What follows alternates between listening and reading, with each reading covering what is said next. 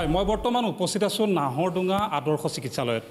এই চিকিৎসালয়খন অৱস্থিত দেৰগাঁও নিকটৱৰ্তী নেঘেৰিটিং অঞ্চলত আৰু 30খন বিচনাযুক্ত এই নাহৰডুঙা চিকিৎসালয়খনত যেনেধৰণে চিকিৎসাৰ যি ব্যৱস্থা থাকিব লাগে সেই চিকিৎসা ব্যৱস্থা সম্পূৰ্ণৰূপে নাই। এই মুহূৰ্তত মই সামগ্ৰিক পৰিৱেশ দেখুৱাৰ বাবে অনুৰোধ জনাইছোঁ। এই চিকিৎসালয়খনৰ আন্তঃগাঁথনি খুব উন্নত মানদণ্ডৰ, কিন্তু চিকিৎসাৰ বাবে যিসমূহ সা সুবিধা এই সা সুবিধাসমূহ বৰ্তমান কাৰ্যক্ষম হৈ উঠা নাই, তাৰ বাবে যথেষ্ট সমস্যাৰ সৃষ্টি হৈছে। আৰু এই মুহূৰ্তত আমি দেখুৱাইছোঁ এক্সৰে ৰুম। এই এক্সৰে ৰুমটো আমি ভিতৰলৈ সোমাই যাবলৈ চেষ্টা কৰিম। আমি ভিতৰলৈ সোমাই আহিছোঁ আৰু দেখুৱাইছোঁ এইটো হৈছে নাহৰডুঙা আদৰ্শ চিকিৎসালয়ৰ যি এক্সৰে ৰুম। এই এক্সৰে ৰুমটো কেনেধৰণে কাৰ্যক্ষম হৈ আছে এই সম্পৰ্কত আমি জানিবৰ বাবে যিগৰাকী টেকনিকেল বিষয়া তেওঁৰ লগত আমি কথা পাতিম। প্ৰথমতে আমি পৰিৱেশটো দেখুৱাইছোঁ। আমি ইতিমধ্যে জানিব পাৰিছোঁ যে এই আদৰ্শ চিকিৎসালয়খনৰ যি এক্সৰে যি ব্যৱস্থা, এই ব্যৱস্থা পূৰ্বৰ 5 বছৰৰ পূৰ্বতে ইয়াত স্থাপন কৰা হৈছিল, কিন্তু আজি তাৰিখলৈকে কিন্তু এই যি এক্সৰে ব্যৱস্থা কিন্তু সাধাৰণ জনসাধাৰণৰ বাবে উপলব্ধ হোৱা নাই। আমি আপোনাৰ ওচৰলৈ আহিছোঁ যে কি হৈছে, এক্সৰে মেচিনটো কাৰ্যক্ষম হৈ আছেনে?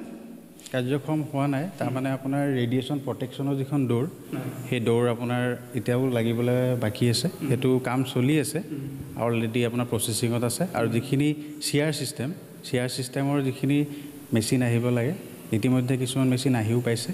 আৰু তাৰে ভিতৰত মানে ইঞ্জিনিয়াৰৰ মাজত আহি ভিজিটো কৰিছে। তেওঁলোকে কথা দিছে যে বাকীখিনি কাম আকৌ কণ্টিনিউ কৰিবৰ কাৰণে অলপ সময় লাগিব। এইটো কিমান বছৰ হ'ল স্থাপন কৰা? এনেই এইটো মেইন মেচিন, এইটো আপোনাৰ এই মেচিনটো আপোনাৰ কমেও 4 বছৰ অলপ বেছি হ'ব। আৰু এনেধৰণে পৰি আছে। হয়, আৰু তাৰপিছত আপোনাৰ বাকী যিটো চিয়াৰৰ যিখিনি মেচিন আহিছে, সেইখিনি আপোনাৰ অহা আজি খুব বেছি ধৰি লওক 4-5 মাহ।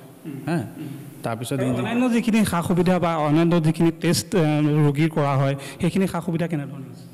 আপোনাৰ লেবৰেটৰীটো প্ৰায়খিনি টেষ্ট হয় আৰু লিষ্ট এখনো মাৰি থোৱা আছে, সেইখিনি আপোনালোকে চাব পাৰে। আৰু বাকীটো ঠিকেই হয় বাৰু, এনে পেচেণ্টৰ সংখ্যাও যথেষ্ট।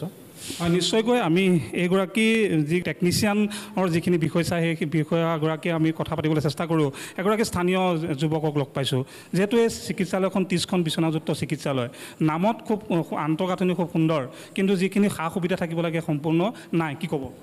নহয়, চাওক, এইখন আদৰ্শ চিকিৎসালয়খন অসমৰ মুখ্যমন্ত্ৰী সেই সময়ত স্বাস্থ্য বিভাগৰ দায়িত্বত থাকি তেওঁ নিজে অ'পেনিং কৰিছিলে। আৰু এটা সুন্দৰ আন্তঃগাঁথনিৰ এখন হস্পিটেল। আৰু এই হস্পিটেলখনৰ লগতে নেঘেৰিটিং চাহ বাগিচা প্ৰায় ওচৰে পাঁজৰে প্ৰায় 30-40খনমান গাঁও এই হস্পিটেলৰ ওপৰত নিৰ্ভৰশীল। আৰু ইয়াত দেখা পাওঁ যে আন্তঃগাঁথনিৰ সুন্দৰ হোৱাৰ উপৰিও বহুখিনি ইয়াত যন্ত্ৰ পাতি আছে যদিও বিকল্প। আজি তাৰিখত যিধৰণে শ্ৰমিক ৰাইজে হওক বা ইয়াৰ স্থানীয় লোকসকলে যিধৰণে ট্ৰিটমেণ্ট পাব লাগে বা সেই যন্ত্ৰ পাতিৰ পৰা যিধৰণে পৰীক্ষা নিৰীক্ষা কৰাৰ ক্ষেত্ৰত যিধৰণে সুবিধা পাব লাগিছিলে, আজি তাৰিখতলৈকে আমি দেখা পোৱা নাই। যাৰ কাৰণে আমি অসমৰ স্বাস্থ্যমন্ত্ৰী কেশৱ মহন্ত ডাঙৰীয়াকো কৈছিলোঁ। আৰু বিশেষ এতিয়া অসমৰ মুখ্যমন্ত্ৰীৰ স্বাস্থ্য বিভাগৰ দায়িত্বত থকা ডক্টৰ হিমন্ত বিশ্ব শৰ্মাকো আমি অনুৰোধ জনাইছোঁ যে তেওঁ নিজৰ তদাৰকত আনি এই এনেকুৱা আদৰ্শ চিকিৎসালয়সমূহত বাগিচাসমূহত থকা চিকিৎসালয়সমূহত যাতে উন্নত মানৰ যি ব্যৱস্থা আছে সেইখিনি দিয়াৰ ব্যৱস্থা কৰক। আৰু শ্ৰমিক ৰাইজৰ যিধৰণে ট্ৰিটমেণ্ট পোৱাৰ ক্ষেত্ৰত যি সুবিধা, সেই সুবিধাখিনি দিয়াৰ ক্ষেত্ৰত আমি আপোনালোকৰ চেনেলৰ যোগেদি আহ্বান জনাইছোঁ। নিশ্চয়কৈ ইতিমধ্যে অসমৰ মুখ্যমন্ত্ৰীগৰাকীক ইতিমধ্যে আহ্বান জনাইছে স্থানীয় যিসকল লোক সেইসকলে আহ্বান জনাইছে। মই এগৰাকী যিহেতু আপুনি এই চিকিৎসালয়খনত ইতিমধ্যে চিকিৎসা গ্ৰহণ কৰিবৰ কাৰণে আহিছিলে, চিকিৎসালয়খনত যেনেধৰণৰ সা সুবিধা থাকিব লাগে সেইখিনি আপোনালোকে পাইছেনে?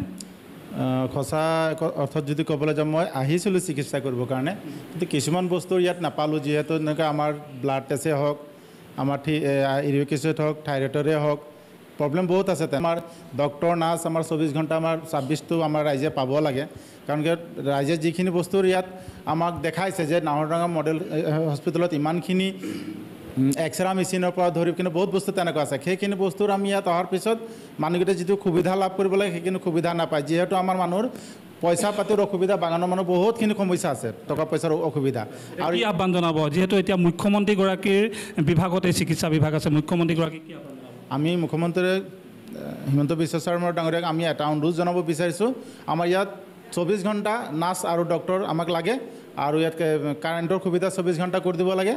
আৰু আমাৰ ইয়াত মেডিকেলত যিখিনি খাৰ সুবিধা এটা লাগে, যিখিনি বেমাৰৰ টেষ্ট আছে সেইখিনি সম্পূৰ্ণ টেষ্টবিলাক আমাক ইয়াত হ'ব লাগে বুলি আমি আহ্বান জনাইছোঁ মুখ্যমন্ত্ৰী। চিকিৎসালয়খনৰ উপ অধীক্ষকগৰাকীৰ পৰা আমি পোনে পোনে জানিবলৈ চেষ্টা কৰিম এনেধৰণে ডক্টৰ থাকিব লাগে বা সা সুবিধা থাকিব লাগে সেইসমূহ নাই। এই বৰ্তমান চিকিৎসালয়খনত ডক্টৰ কেইজন?